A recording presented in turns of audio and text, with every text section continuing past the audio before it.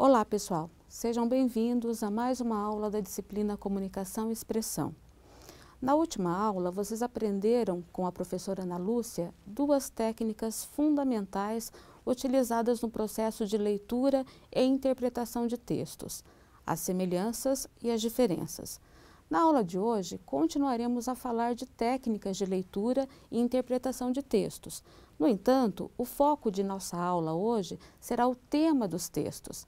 Aprenderemos como reconhecer elementos temáticos presentes nos textos que lemos no nosso cotidiano. E veremos também como compor relações de sentido baseadas nos contextos explícito e implícito e em diálogos temáticos, chamados de leituras intertextuais. Para começar, pense na seguinte situação. Você certamente já deve ter se confrontado com aquele momento em que termina a leitura da última página de um livro, fecha-o e pensa: nossa, que livro bom! Ou pensa: meu Deus, que chatice! Esses pensamentos retratam, obviamente, sua opinião sobre a leitura. No entanto, essa opinião nunca se limitará ao gostei, não gostei. Se, por exemplo, você for questionado por alguém sobre a obra lida, seu comentário sempre irá além, expressando sua análise pessoal e sua compreensão desse produto cultural. Mas para fazermos isso de modo eficiente, é necessário que desenvolvamos algumas habilidades de leitura e análise que nos possibilitem perceber quais são os temas tratados na obra lida. Por isso, é importante saber que a leitura e a análise de um texto pressupõem a apreensão de seus temas, sua compreensão crítica, estabelecendo-se relações de significados entre esse texto e o universo por ele sugerido. Nesse sentido, o processo de leitura de um texto pode ser dividido de modo bastante genérico em 3 etapas. Na primeira etapa, o leitor decodifica os signos presentes no texto. Ele faz isso utilizando o conhecimento que tem sobre as palavras e as estruturas da língua usadas nesse texto. Nessa etapa, temos um primeiro nível de compreensão, o do significado literal das frases, enunciados e parágrafos do texto. Vencida essa etapa, a leitura deve reconhecer qual é a modalidade textual predominante no texto. Utilizando seu conhecimento prévio, o leitor encontrará chaves para a compreensão da natureza daquele texto.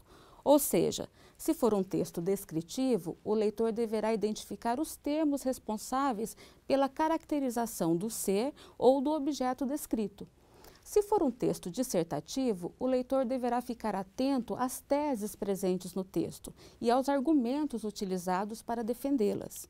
Se o leitor estiver diante de um texto narrativo, deverá encontrar o conjunto de ações e personagens responsáveis pela organização da trama. Finalmente, após a compreensão literal das frases e da identificação do tipo de texto, a leitura captará a constituição temática do texto, ou seja, encontrará o tema principal apresentado pelo texto. Mas afinal, o que é o tema de um texto? Tema e assunto são a mesma coisa? Vamos lá.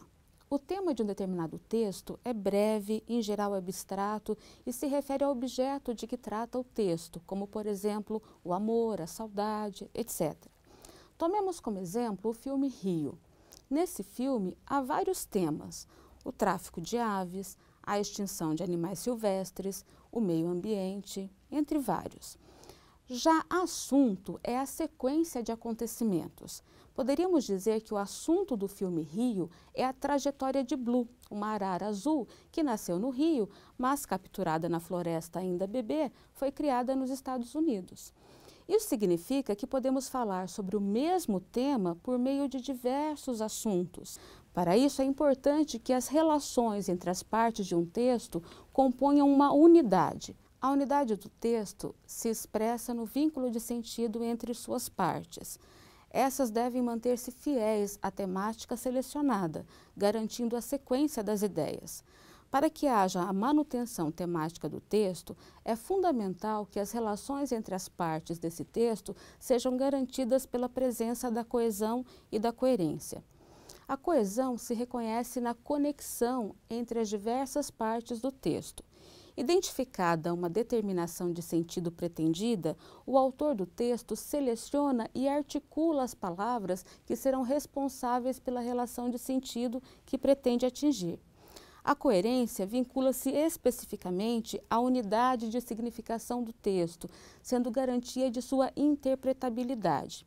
Ela é responsável por garantir a unidade de sentido entre as informações, argumentos e níveis de linguagem apresentados no texto. Um texto que pretende, por exemplo, representar uma escola, deverá utilizar palavras que pertençam ao campo de significação do universo escola, como, por exemplo, alunos, professores, lousa, aula, etc. Outros elementos também determinantes para a manutenção do sentido do texto são o contexto explícito e o contexto implícito. Primeiramente, é preciso ter em mente que um texto é formado por informações explícitas e implícitas. As informações explícitas são aquelas manifestadas pelo autor no próprio texto.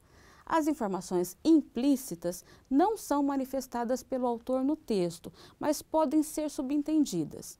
Muitas vezes, para efetuarmos uma leitura eficiente, é preciso ir além do que foi dito, ou seja, ler nas entrelinhas. Uma outra maneira de se observar a composição temática de um texto é por meio da intertextualidade. A intertextualidade acontece quando há uma referência explícita ou implícita de um texto em outro. Também pode ocorrer com outras formas além de textos escritos, como, por exemplo, com a música, a pintura, filmes, novelas, etc. Toda vez que uma obra fizer alusão a outra, ocorre a intertextualidade. Agora que você já sabe como trabalhar os temas e suas conexões de sentido, leia os textos disponibilizados na unidade de aprendizagem 6 em seu livro-texto e tente estabelecer essas relações. Até a próxima aula.